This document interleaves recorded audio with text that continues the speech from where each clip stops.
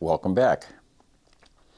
In my last video, I told you that I was going to show you how a Ruger Mini-14 trigger can be made into an extremely nice competition grade, CMP grade, high power grade, 4.5 pound trigger. I know more than a little bit about Ruger firearms. This is me in my class of 15 right here. This is me in, I think that was 1987, at the Newport, New Hampshire Ruger manufacturing facility, Pine Tree Castings. Let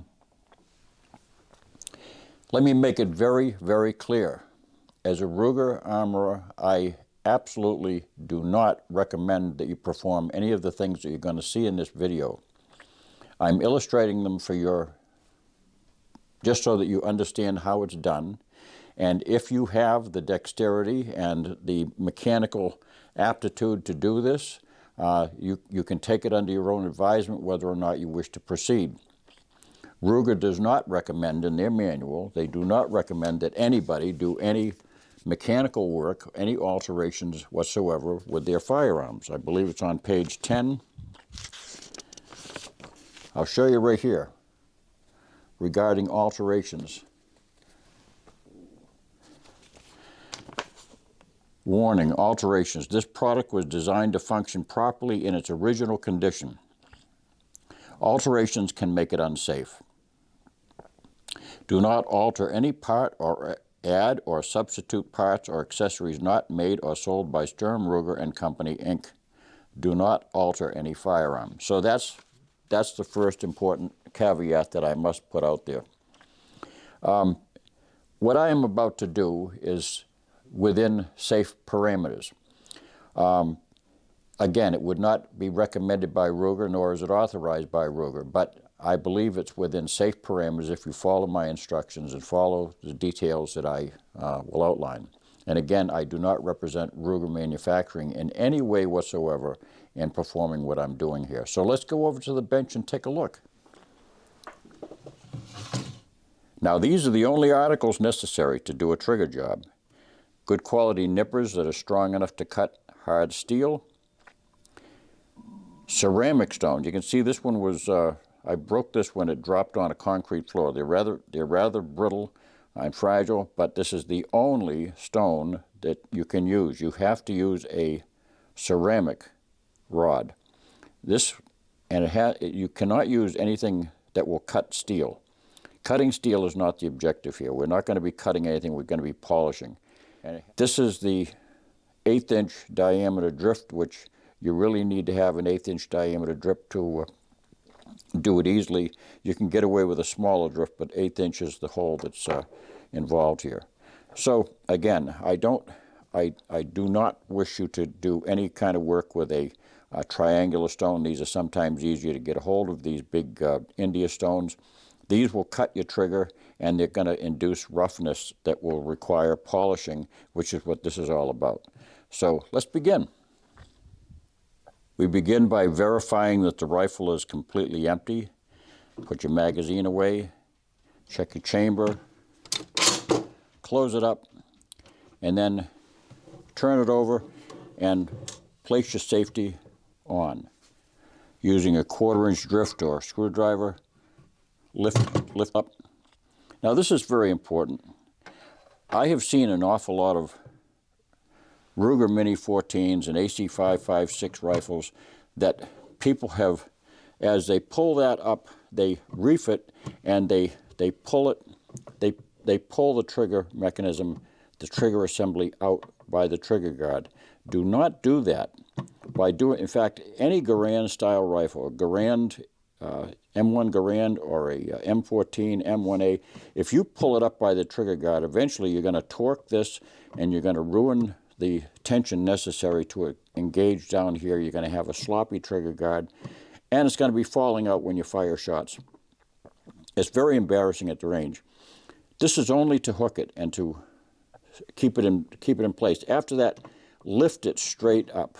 Lift it straight up. Do not reef it forward. That's a very, very important thing to consider. In fact, Springfield Armory gives a very, very clear expression of that caution.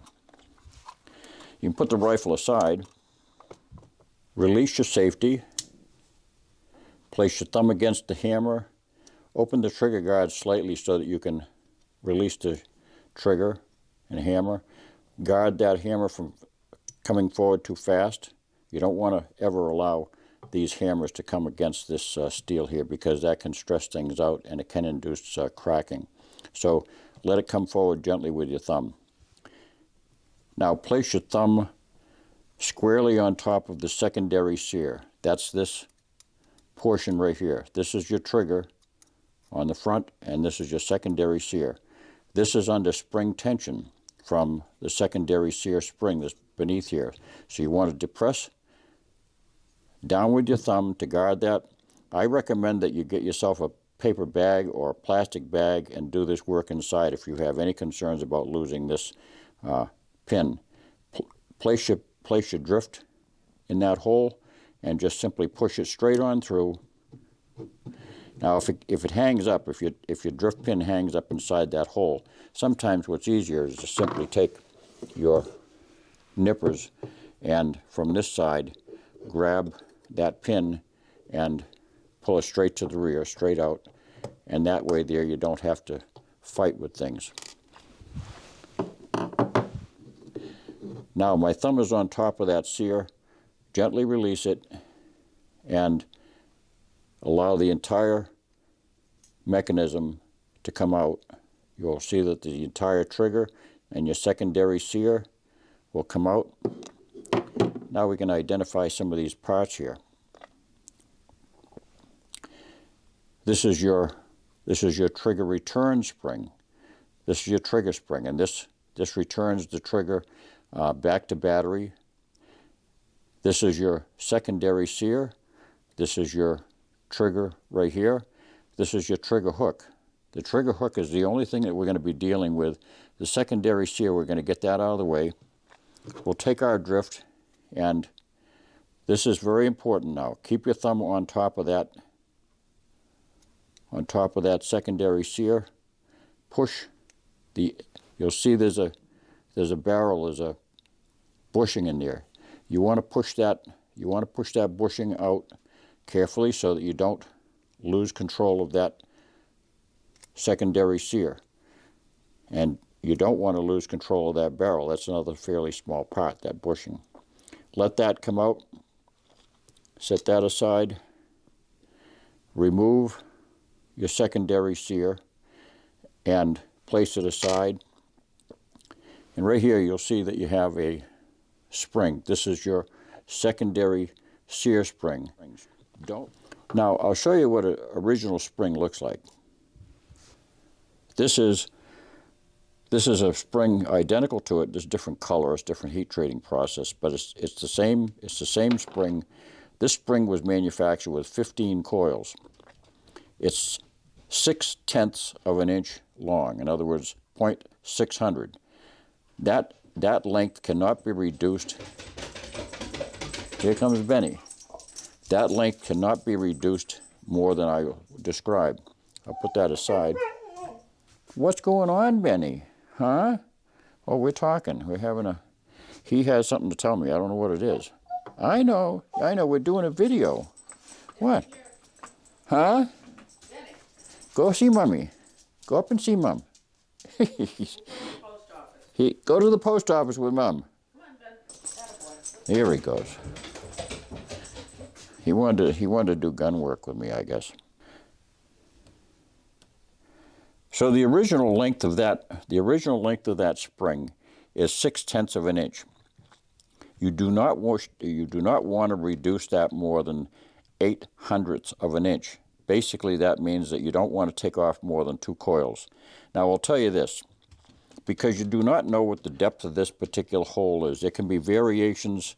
There can be variations in the depth of this hole here where the spring resides, and because of that, you don't know. I cannot specify how many coils need to be taken out.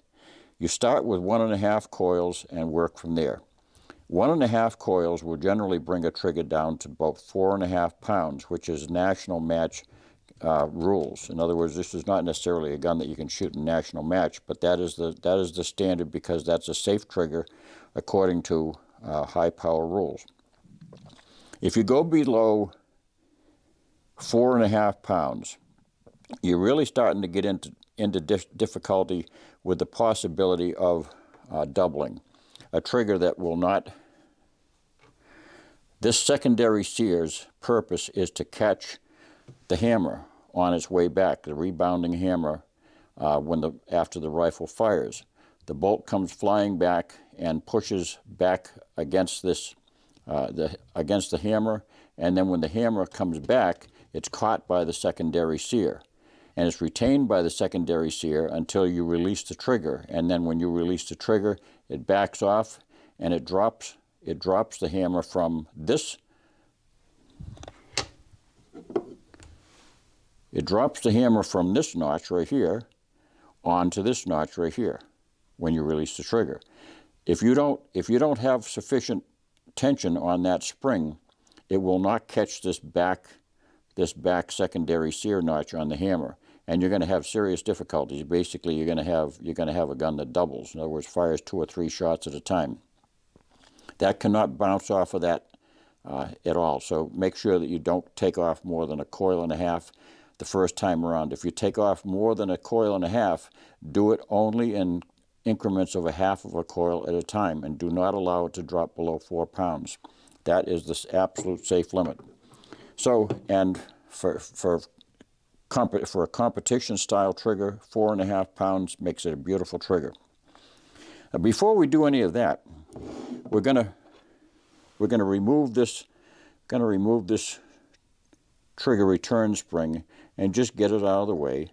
You'll notice that the closed portion of this spring goes around the upper side of the hole, and it's toward the front of the trigger, towards the bow of the trigger. So the upper side, that's how this is oriented. So you make sure that the closed portion of that yoke goes against the forward side of the trigger, and these legs extend out the bottom toward the front. So we just simply peel that off and get it out of the way. You don't have to take that off, but it's a lot easier to work with things if you don't have too much in your way. So what I want to do now is show you how the most important consideration before you do any cutting of springs is to polish the sears. If you fail to polish the trigger sear before you do any cutting, you may find yourself dropping below safe limits. A good 3/4 to 1 pound or more of trigger weight is because of surface roughness on this edge right here. That hook that grabs is the primary smooth point, the smoothness of your let off. It's when you have roughness there that you get a gritty feeling trigger. Now, when you look at your trigger, you're going to notice that it's very, very shiny, and it looks as if it's polished. Well, it's cut with a material that's very much like this India stone. That's how it's polished at the factory, and it looks quite shiny. But if you were to put it under a 10 power loop like this, a jeweler's loop, and look at it, you're going to see that it looks more like a motocross track. I mean, it's really got grind striations this way, and combined with the hammer that it interacts against, which is right here. Combined with that interaction right here, coming off of that surface, it causes the gritty feel that is so often an issue. So you don't have to polish this one. This is not necessary because the way it comes off, this one here simply rides at an angle off of this hook right here. So this is the only hook that you need to polish. Again, you take a cleaning patch and clean that trigger off, because if you don't, what's going to happen is you're going to be dragging dirt across that trigger notch, and that's going to cause issues with polishing. So you want to clean that off maybe use a little bit of solvent to get that cleaned. And again, just smoothed up with your ceramic. And as you look, you'll notice that there's a grayness. There's a grayness that occurs. That's where the roughness is. You'll polish it until you no longer see that grayness, and work the sharp edge of that stone where you see those marks. I really recommend, if you can, to use you know, a gunsmith's magnifying glass, or you know, the headgear that you can get that goes over your eyes. Whatever you need to do to be able to see what you're doing, because you want to polish those surfaces carefully. Do not cut against that. Do not cut against that hook. Absolutely do not cut against that hook. Your trigger is not going to hold, and you're going to have an unsafe trigger. After you've done that, after you've polished that up, then you want to take your hammer, and on the inside surfaces, that's your trigger sear surface. On the inside surface, just do a quick, against the hook, just want to break the edge with just a few strokes. That's all you want to do. This is very hard steel, but you want to break that edge and take off any burr. You're not trying to round that off. Do not round it off. All you're doing is breaking off any burr that might be there. And do that with just several passes, and that's sufficient. Once you've broken that edge off, you're good to go. You can usually feel against it with your thumbnail, and if there's any burr there, you'll immediately feel it. That's it. That's all you need to do. As far as the spring is concerned, now you're going to clip that. You're going to clip from the 15 original coils, you're going to clip no more than 1.5 coils off of this spring. That's all, just 1.5 coils. Don't get too anxious, because if you do, you're going to have an inoperative gun. It's going to be doubling on you. Use your nippers, cut them off. Then take your same stone, clean off that burr so it's no longer a sharp, rough edge. And that's all you need to do. You're going to put that back into put it back in to the hole on the trigger. I'm working about it. And bury the cut side. Always, when you're doing this stuff, bury the cut end. The finish end, which is factory finished with a finished coil, that stays at the top. Be very careful here. This is where people lose these springs. Everything looks safe from this point, but this is where you lose these springs. This is a lot easier to do now that you've got the and if you look at this barrel, if you look at this bushing, you may see that one side it appears to be a little bit more finished and smoother than the other. That's just the way they seem to be at times. So you want to feed that first of all into the trigger, and then looking through this side, feed it through here. Try to do it through the camera too at the same time. So anything I can do through the camera, you can do. There you go. Just feed that right through. That bushing is flush on both sides. You're 9/10 of the way out of this whole process. Again, put the yoke of the spring up and to the fore, just like that, with the legs facing outward. And these legs work actually very similar to the legs of a trigger spring on a AR-15. They have to sit up on a support, and you'll notice that right here, where the hammer spring comes back, there's a cross piece right here. This cross piece right here is where those legs sit.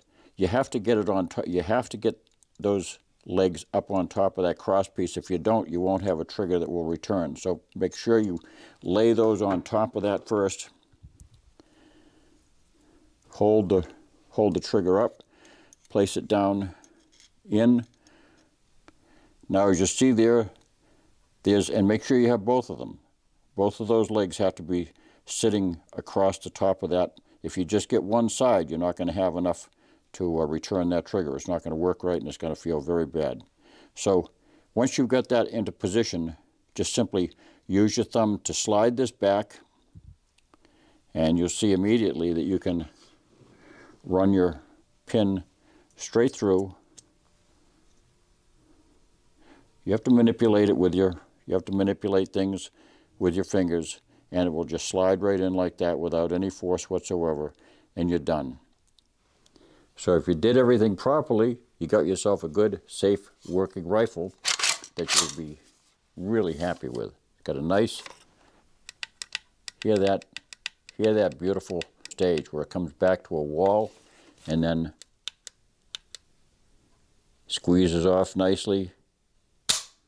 Nice crisp 4.5 pound pull. 1.5 coils only. If you need to take any more off, just take off another half of a turn at a time. Do not get aggressive with it. I know that it's a little bit fussy to put it back together again and take it apart and all that business, but don't overwork it, because you're going to find yourself with a gun that's, those trigger coils, remember, you're working with fulcrum distances that magnify themselves. The fulcrum and the lever is very, very sensitive there. A half a coil at a time is an awful lot of material on a trigger spring, on a trigger sear spring. So that's all there is to it. Again, nice first stage, second stage, beautiful and crisp. Thanks for watching. Don't forget to subscribe, and I've got news for you. I'll be launching myself on Patreon very soon, so you'll be able to look up Gun Blue 490 on Patreon. I appreciate if you visit my page, and I could use all the help that you can give me. You know, what I produce here is out of my own pocket. It's very difficult for me to provide. In order to show you guns, I have to have guns, and you know, I need an ammo. If you want me to shoot, I need to have ammo to do that with. I can't possibly afford to do this on my own retirement income. So, yeah, I can use your help. If you wish to visit me on Patreon and support me, that would be fantastic. Thank you for watching. Don't forget to hit that subscribe button and the notification bell, too. God bless.